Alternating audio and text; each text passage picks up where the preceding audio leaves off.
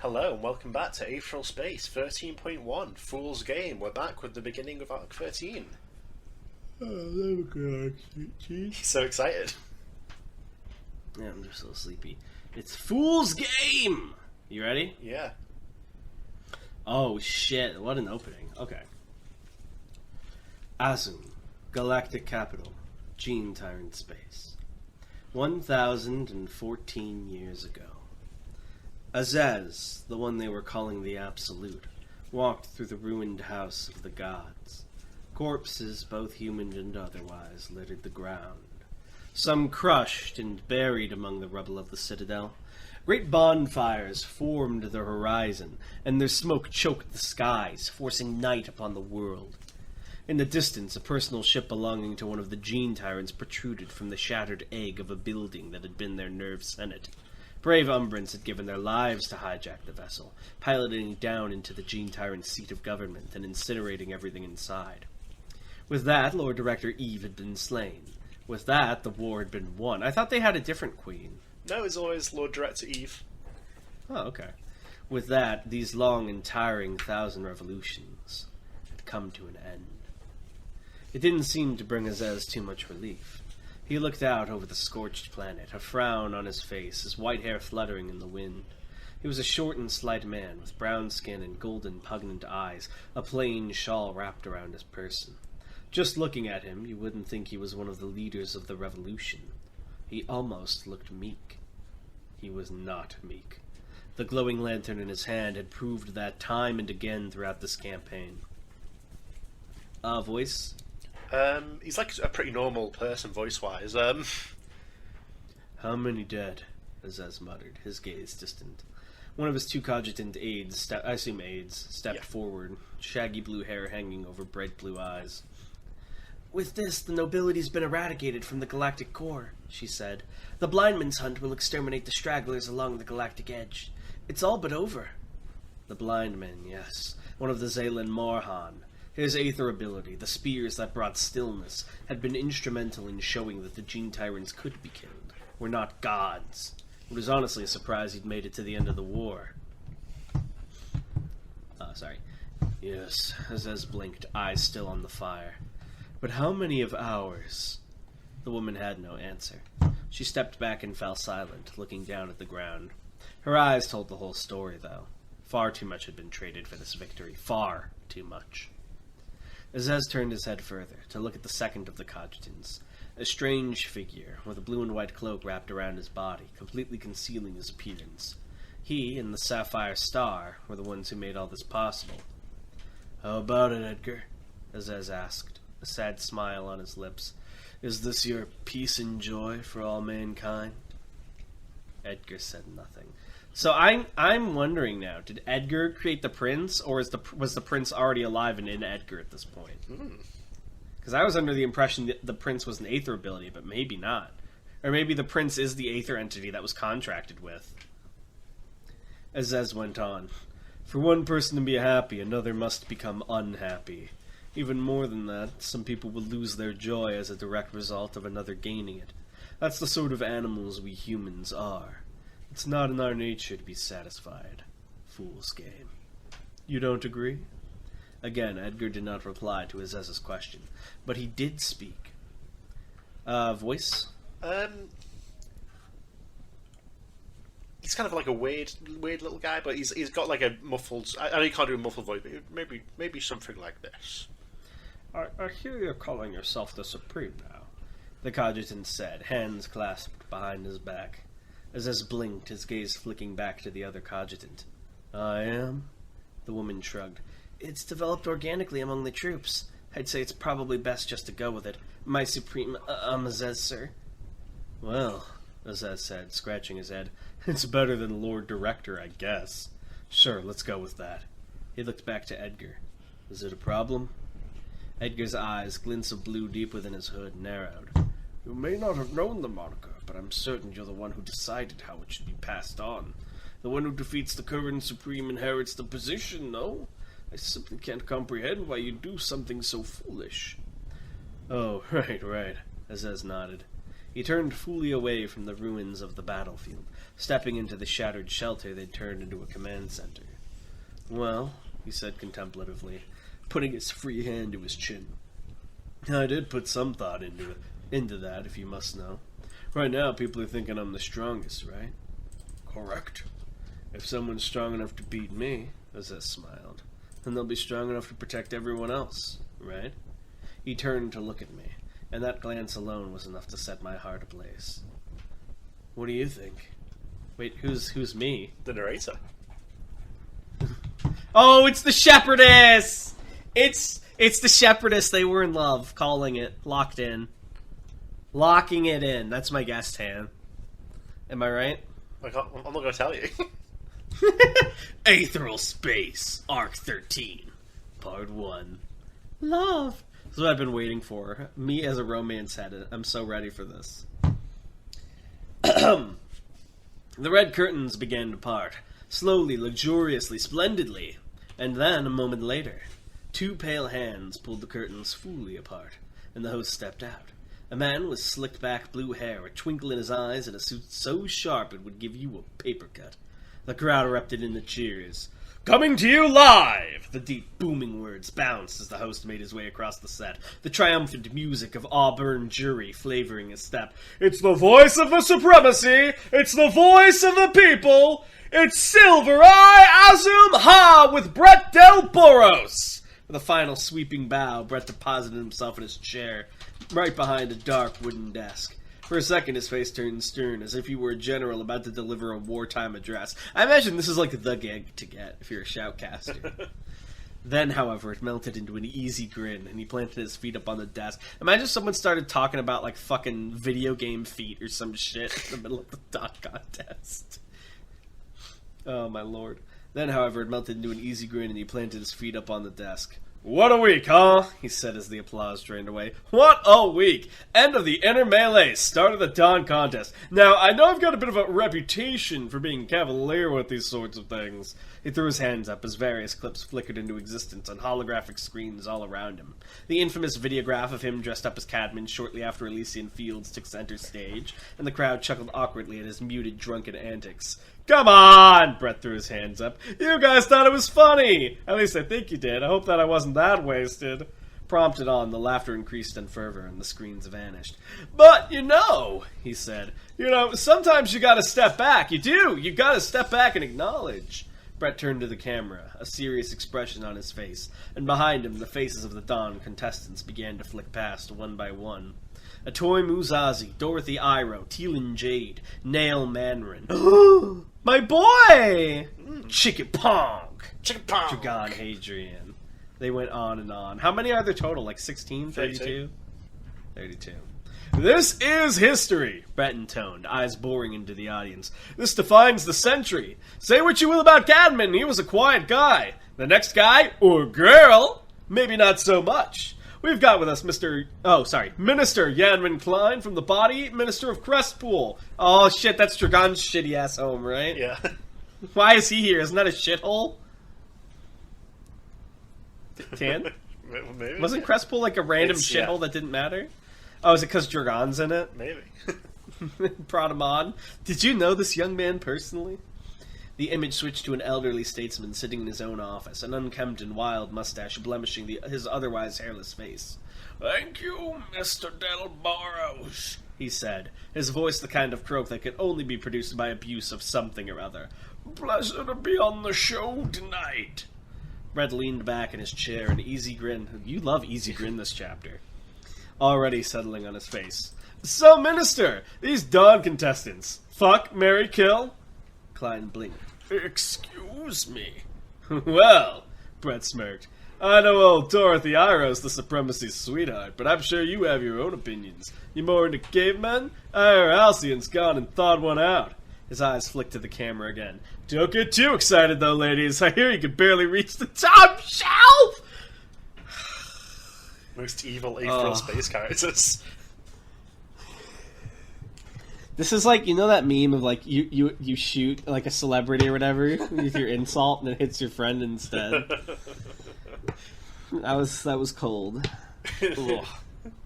The crowd erupted Mere into Loco laughter. won't hear you call him short. But I will.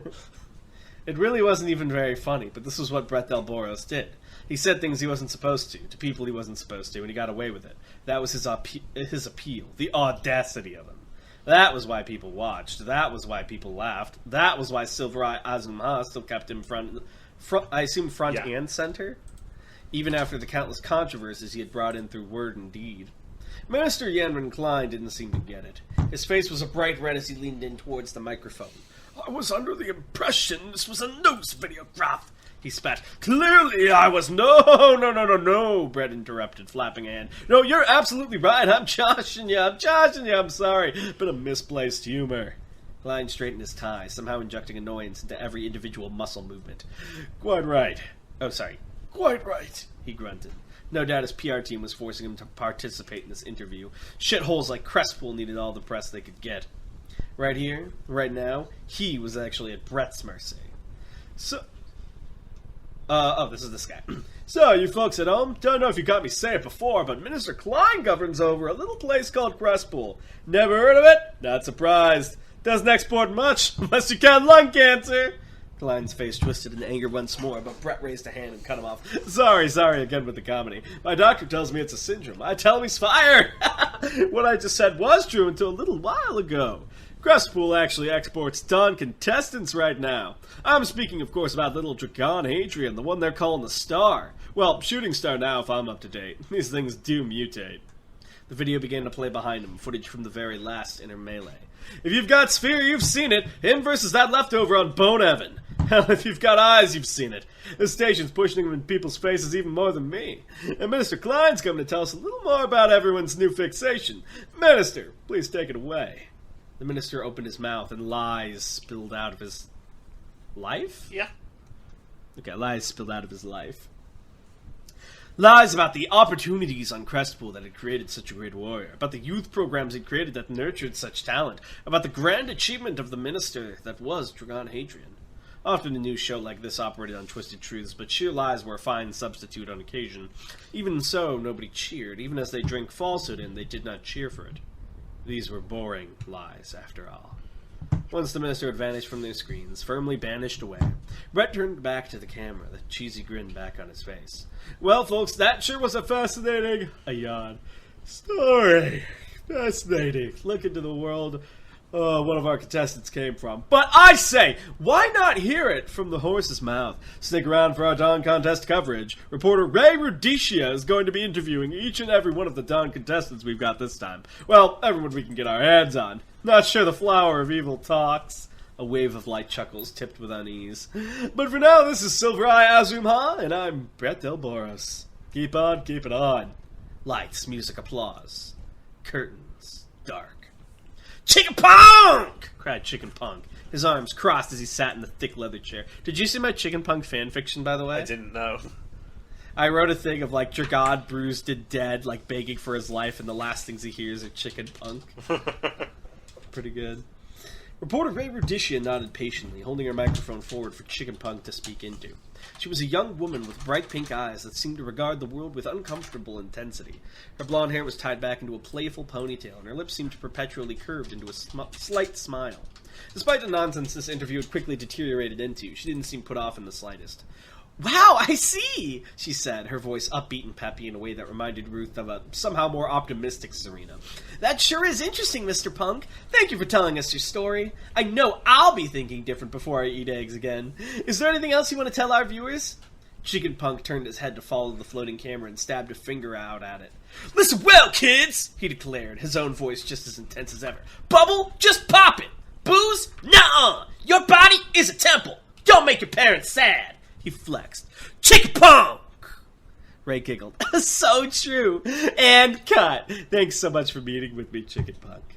Chicken Punk sat back in his chair, removing his goggles and wiping the sweat from his brow. Underneath his bulky eyewear, he was surprisingly normal-looking. A middle-aged man with brown eyes and a half-formed goatee. Yeah, no problem, he said, his voice husky, presumably from the strain of being Chicken Punk all day. Wait, did I nail that, or did you build that around that? That's awesome. Hey, when's this gonna be on VG? I like to record all my media appearances, for review and stuff. Ray smiled. I'll make sure my people get the times to you. Please don't worry, though. That was an excellent performance. As the two, interviewer and interviewee, chatted, Ruth watched from the door, arms crossed. She wasn't especially amused. The Dawn contest wasn't something she'd paid too much mind to previously, but she quite liked Chicken Punk. He'd seemed like a cool guy. Just another liar. Well, he was spreading good messages, but I guess he's not really punk, huh? Yeah, he's not just chicken, he's not a punk. He's corporate as fuck. Rex sidled up to her. The two of them were dressed in smart suits, the universal dress code of the professional bodyguard. Ruth had to admit, Rex had outdone himself this time. With just a little advance notice, he'd managed to find them a gig right at the heart of Azim Hall, right at the heart of the Dawn contest. And it was more than just that. Fuck, what was his voice again? He was kind of like this. He was sort of like an upbeat sort of guy. Yeah, just grin and bear it, Rex muttered, eyes fixed straight ahead. You heard them. Ray Rudish is going to be interviewing every Dawn contestant she can get her hands on. Silver Eye's going to do the work tracking down Hadrian for us. Indeed, tracking down Dragon wasn't just a matter of knowing he'd be in Azim Ha's Dawn contest.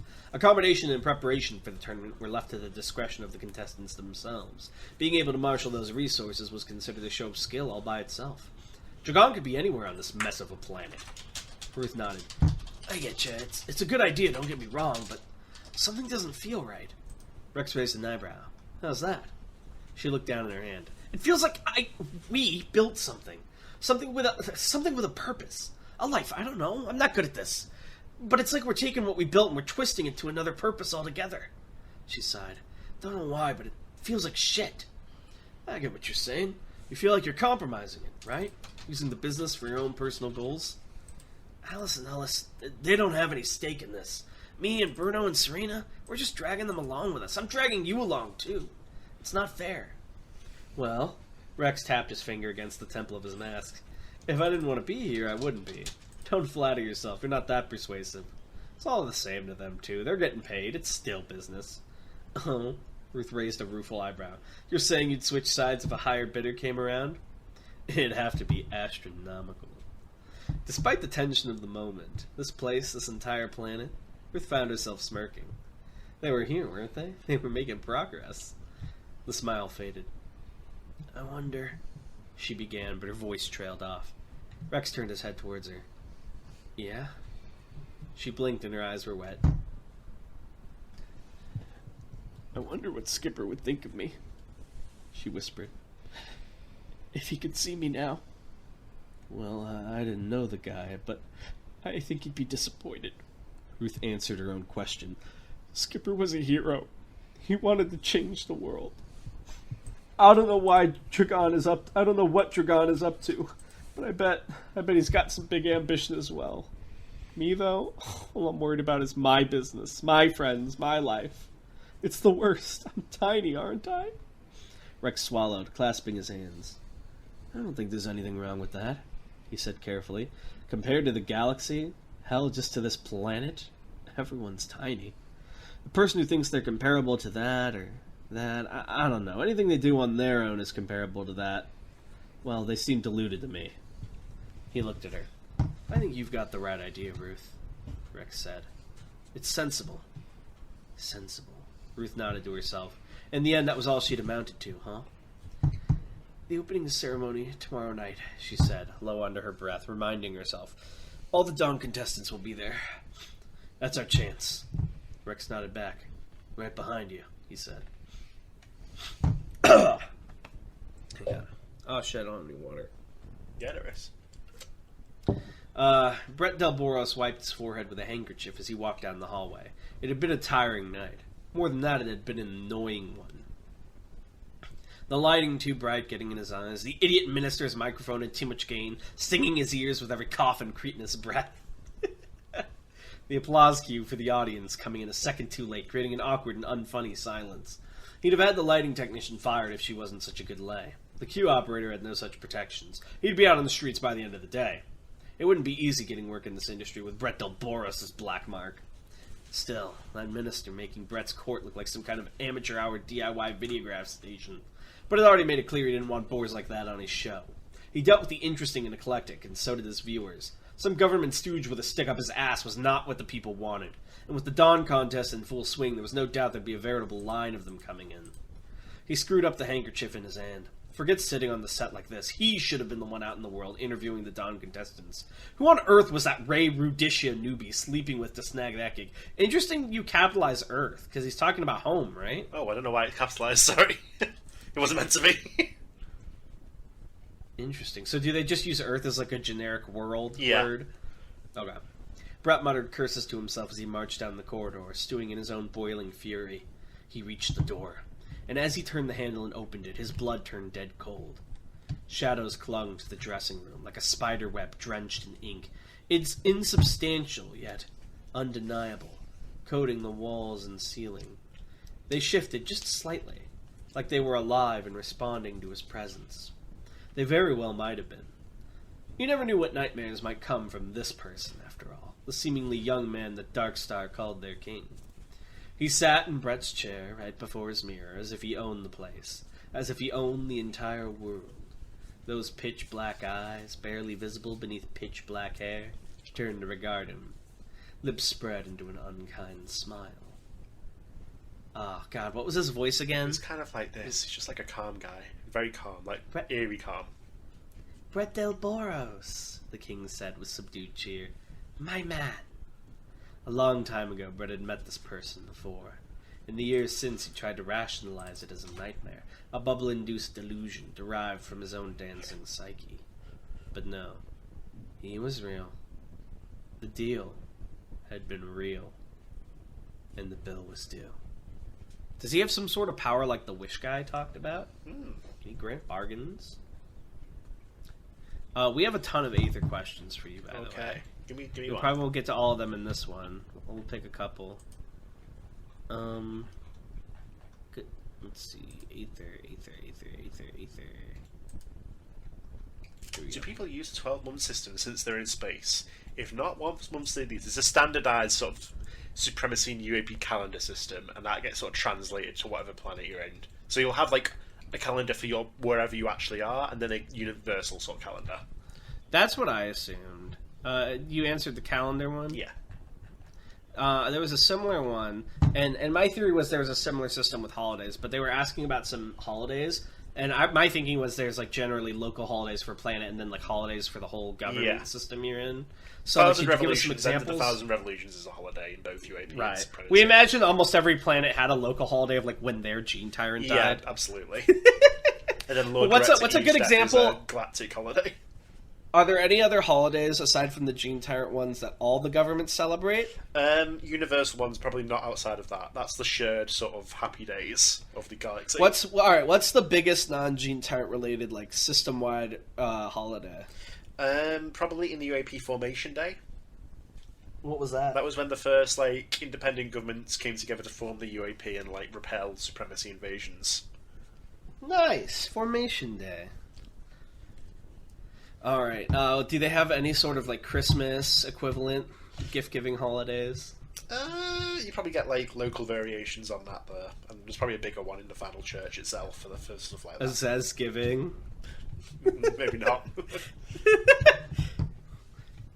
There's probably some supremacy holiday involving a Zez where you like light a lantern, Oh yeah, sing absolutely. That'd be songs, nice. Yeah. drink ale. They call it, I don't know, the light bringing or some shit. Absolution. Absolution. And you say your sins and you light the lamp and you all are kind to each other for a day. And you have to get along with your shit in-laws. Alright, so we have the holidays, we have the calendar. I'm trying to remember where we last left off.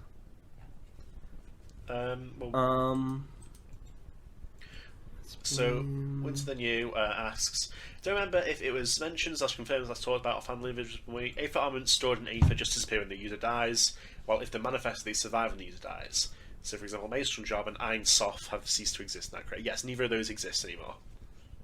Yeah, I remember that's how you mentioned it before. So those are sort of like Ruth's Aether armors, and they're very on the border of ability and Aether armament, basically.